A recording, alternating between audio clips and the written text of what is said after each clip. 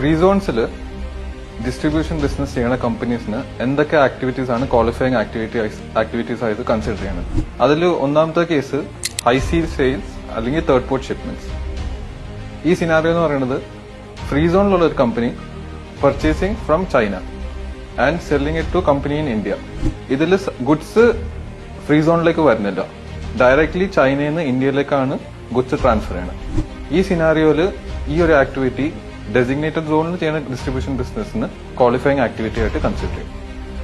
Second scenario എന്ന് പറയുന്നത് export scenario. ഈ എക്സ്പോർട്ട് സിനാറിയോയിൽ മെയിൻലാൻഡിൽ ഒരു മാനുഫാക്ചറിംഗ് കമ്പനി അല്ലെങ്കിൽ റീറ്റെയിലർ ബിസിനസ് ആ ഒരു കമ്പനീനെ ഡെസിഗ്നേറ്റഡ് സോൺ കമ്പനി പർച്ചേസ് ചെയ്യുന്നു. പക്ഷെ പർച്ചേസ് ചെയ്യുമ്പോൾ it is not coming into the free zone, directly mainland company പുറത്ത് എക്സ്പോർട്ട് ചെയ്യാണ് കമ്പനി ഔട്ട്സൈഡ് കൺട്രിയിലേക്ക്.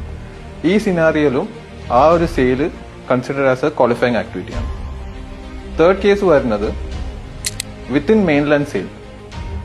ഈ സിനാറിയോയിൽ വരുന്നത് കമ്പനി എ ദുബായിലാണ്, കമ്പനി സി ഷാർജയിലാണ്. ജബുലാലിയിലുള്ള ഡെസിഗ്നേറ്റഡ് സോൺ കമ്പനി എ എന്ന് പർച്ചേസ് ചെയ്യും, എന്നിട്ട് കമ്പനി സിയിൽ സെൽ ചെയ്യും. ഈ സിനാറിയോയിലും goods are not imported into the designated zone, directly മെയിൻലാൻഡിൽ തന്നെ കമ്പനി എ കമ്പനി ബിയിലേക്ക് സെൽ ചെയ്യാണ്. ഈ സിനാറിയും ക്വാളിഫയിങ് ആക്ടിവിറ്റി ആയിട്ട് കൺസിഡർ ചെയ്യും. അബവ് പറഞ്ഞ സിനാറിയോസിൽ ബിസിനസ് കണ്ടക്ട് ചെയ്യുന്ന ഡെസിഗ്നേറ്റഡ് സോൺ ബിസിനസ്സിന് 0% ടാക്സ് ബെനിഫിറ്റ് കിട്ടും, subject to fulfilling other free zone condition.